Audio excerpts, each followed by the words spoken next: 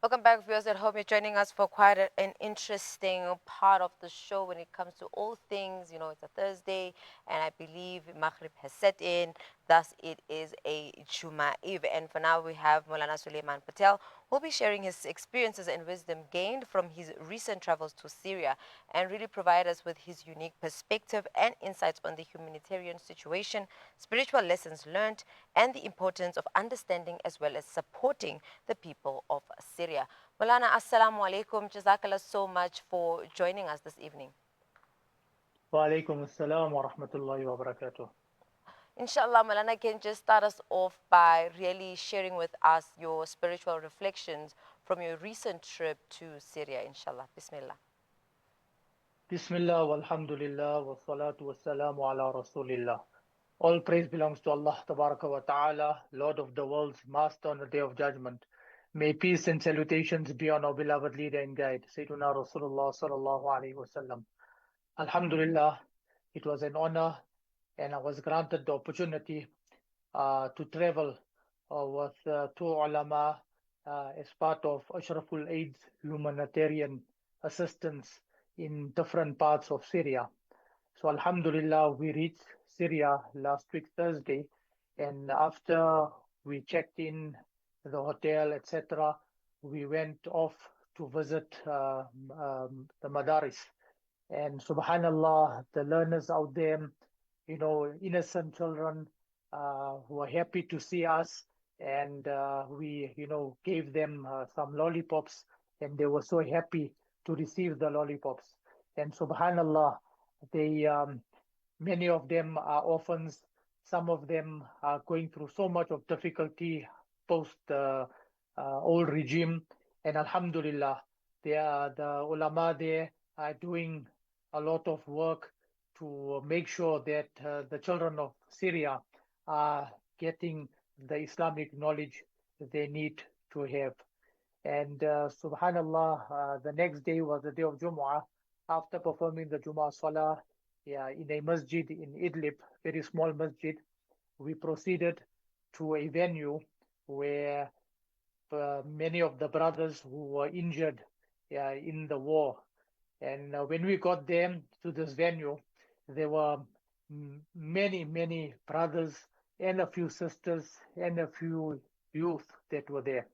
So when we got there, our um, brothers on the ground there, part of the partners of Ashraful Aid, IHH, an organization from Turkey, they met us there and they were ready for us to do a distribution of money to the people who had got injured in the war in Syria. So Alhamdulillah, they had a very good system where all those people who were going to receive the money were taken, one side, and they had to do up fingerprints on each one of them, as well as given a tag. And after receiving the tag, they stand again in the queue to receive the money. So Alhamdulillah, a very organized system.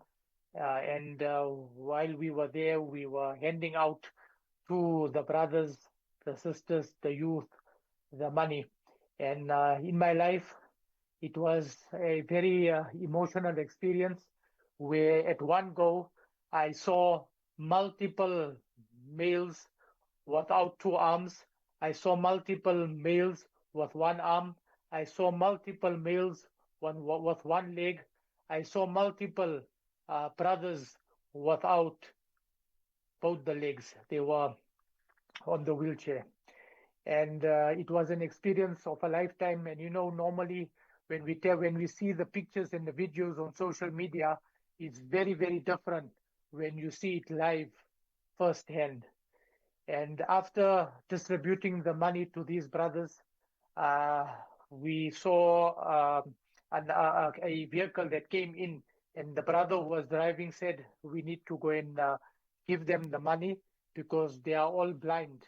So when we got to the vehicle, there were seven brothers that were blind, and we gave them the money. And we asked the brothers what had happened to them. How did they become blind? So they said they were in the forefront in the war, and when the bombs dropped on them, whatever chemicals and all that came out from that bomb came into their eyes, and that's how they lost their eyesight. And then I was tasked to go and give money to two other brothers in the vehicle. And when I got there, both those brothers were blind, and they were so happy to receive the money. And each one of them, whether what one leg or both legs gone, or what one arm or both arms gone. They were smiling. They were happy to see us, and they made so much of dua for us and the organization that is Ashraful Aid, who had assisted these brothers. So the sisters that were there, they came because the males who were, or maybe their husbands or brothers were unable to come, maybe because of the difficulties or pain they were going through at that moment in time. And then there were some youth also that came along, getting the money on behalf of their fathers. And we saw one young brother, 22 years old. He didn't have one arm. Imagine a young boy or young man, 22 years old.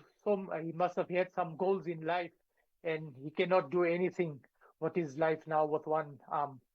And then, as we were about to leave, there was a brother that came with his motorbike, one arm, and riding that motorbike to receive the money. And after all the brothers received their money and they were gone, then we left. And then I went to a nearby soccer field, like an indoor soccer facility, because I could hear the young boys playing football. And when I got there, I saw them and they were enjoying themselves and playing. Even after the war, after the difficulties that they went through, subhanallah, they are trying to get back to their normal routine and normal life. And then when we completed there, we went and performed our Asr Salah, our Maghrib Salah. We went to the IHH office there where the brothers met with us. And, as we coming up the stairs, we had some lollipops in our hands, distributing it to the children there. And subhanallah, some of them said, Ustad, give us two, give us three for my brother, for my sister. I found it so difficult not to say anything to them. I just took out, and the ulama with us, Maulana Muhammad Minti and Maulana Muhammad Musayyab Choksi, we just handed out the lollipops to them.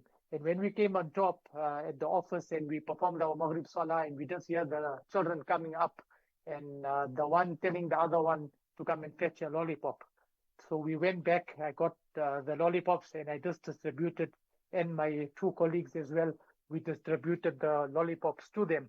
And they were so happy to receive that lollipops, subhanallah. Like how our children here in South Africa, when we give them our own children or other children, when we give them sweets or chocolates, they love it. They look forward to it. So that was the those learners or those children wanting and receiving the lollipops. After that, we went to a lady's home who lost a husband in the war, and she was looking after five children, and she was obviously unable to come and receive the money because of looking after her children. And also, she was very happy to receive the money there, and another sister as well. Then on Saturday morning, we took a drive to a place called Burj Islam in Latakia.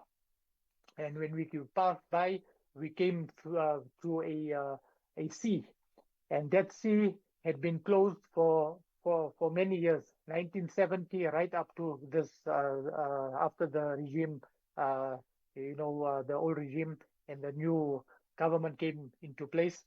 So when we got there, the lot of people who never seen the sea for many years, they came with their families for an outing and to just see the beautiful water. Subhanallah, that water was crystal clear. Subhanallah, I never seen water like that. And then as we left there, we went to another area and in Latakia, and we met the brother that was taking us around, and also our guide who stays in Syria, Brother Ali. He took us there, and we saw the graveyard, and he told us this is where a lot of the mujahideen from the past had passed on, and we read our three times Surah Ikhlas and sent the reward to the deceased as well as all the brothers in that graveyard. And thereafter, we left there, and he took us to the place where he was living. And there, he also had to leave with his family, and they bombed his home. And we saw his polo was still there. He showed us his room, and everything was vandalized, no water, no electricity cables, etc. And as we left, yeah, we saw a lot of homes that were bombed. And, normally after the bombing, people would say, now the bombing is over, you return to your homes. What should they return to? Because their homes are there, but it's bombed. There's no windows, there's no electricity supply, there's no water supply. How can they go and live there? So this brother Ali's home, and we were told that it will cost him 50,000 US dollars to rebuild his house.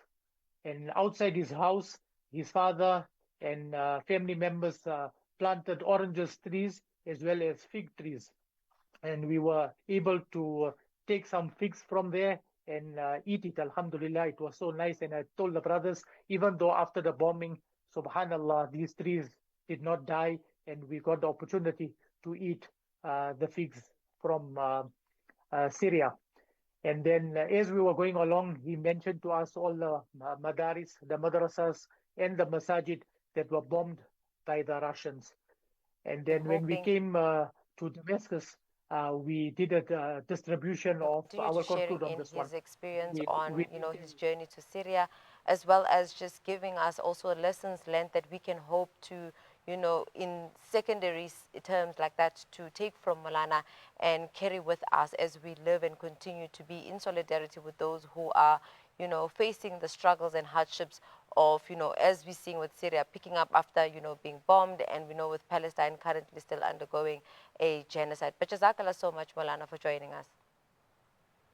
Amamini, it is the opportunity again. We thank you for that. Jazakallah khairan. I mean, viewers at home, that was Maulana Sulayman Patel, who was really sharing in on currently his experiences in Syria. And we're hoping to get him back just to give us more insight in terms of how we can continue to show our support for the people in Syria. And most importantly, lessons that he took from, his journey and just, encountering from the young individuals to, the elderlies in that sense. But viewers at home, hope that was quite insightful and quite informative for you.